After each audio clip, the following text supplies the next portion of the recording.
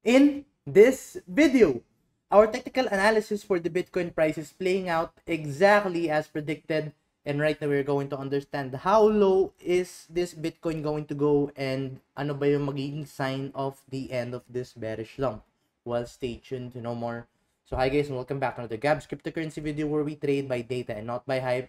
And if you haven't subscribed to my channel, click the subscribe button down below and hit the notification bell so you won't miss out videos like this. So yeah, let's now dive into this video and let's give you a quick recap of our previous analysis. So diba sa previous analysis, what we were monitoring was this increasing price.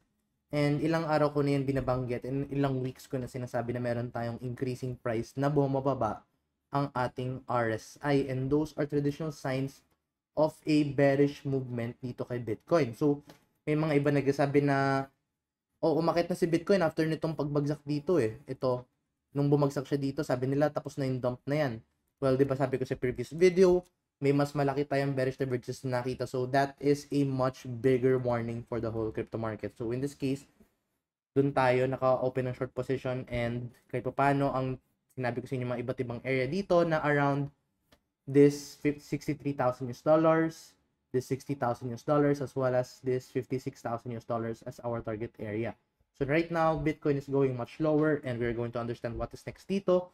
So if we're going to look at the RSI first, because right now, you can see Bitcoin is at a free fall currently. But one thing na you have to take note is the RSI is already oversold dito sa 4 times. That is indicating na if mag-open ka na short position, it's too late already. It's already a take profit time. But when it comes to a trend reversal, wala pa tayong sign na nakikita na trend reversal. So in this case, what usually happens after this movement is Bitcoin tends to consolidate dito. And the way how we can actually watch that is by diving into smaller time frame like such as the 15-minute time frame.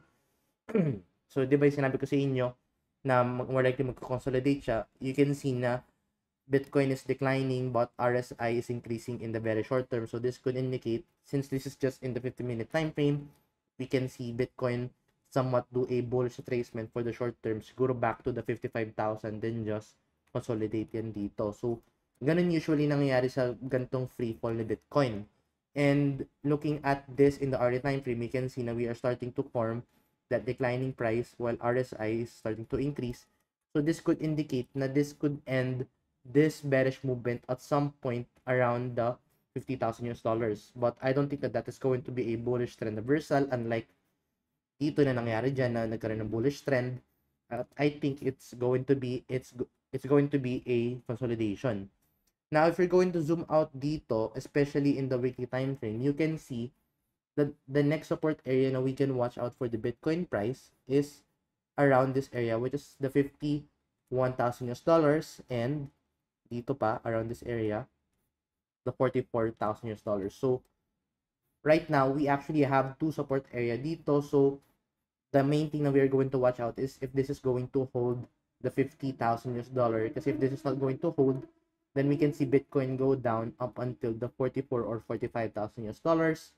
But right now, I don't think na we have to open any new trade as of the time being kasi wala pa tayong nakikitang next indicators that would tell us kung ano ba yung magiging next move.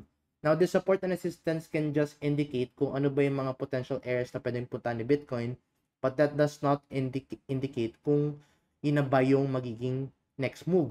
Kasi pwedeng mangyari dyan, pwedeng umakit muna si Bitcoin dito kasi nagkaroon ng divergence sa smaller time frames tapos saka siya ulit babagsak. So, in this case, these support areas are just a parang kumbaga pang guide lang sa atin kung ano ba yung mga next areas na pwede natin i-monitor. But when it comes to pump and dump movement, the best thing na we can look at is the RSI at the same time yung MACD. So, MACD and stochastic RSI. So, right now, sa nakikita natin, I think it's going to consolidate. So, wala muna tayo i-open a trade for the next few hours or next few days. But of course, definitely, you can trade itong mga 15-minute time frame divergences. So, if let's say you want to take advantage of those trades, then check out this, itong mga 15-minute time frame na potential divergences dito. So, in this case, you can actually trade that. So, as you can see, ito, Bitcoin is declining, RSI is increasing in the 15-minute time frame. So that could indicate that we might see Bitcoin to consolidate dito within the 50 to 54 or 55,000 US dollars. So right now, that is what I'm currently monitoring. Take note, if you want to take advantage these next trades and want to claim bonus, kahit $15 lang, sapat na yun. $15 is around 800 pesos na nga. And if you want to claim those bonus, you can actually sign up with our sign up link with kay Bybit. All you have to do is just to sign up with our sign up link. I will attach that in the description down below. And hindi lang $15 pwede nyo makuha. Pwede kayo makuha up to $30,000 depending kung magkano ito trade nyo. So if let's say nag-deposit kayo ng $100, tapos $100 yung tinrade nyo, kahit let's say $100 tas 1x leverage, sapat na yun. Pwede kayo makakuha ng $15 kagad sa ganung simpleng trade. So all you have to do is just to sign up with our sign up link, then find this link, then sign up lang kayo. Then yes, makakuha nyo yung bonus na yung makapag-deposit and makapag-trade kayo doon. So yun muna update natin for the time being. If you find this video useful and informative, please give this video a like and see you guys in the next video. Bye-bye for now.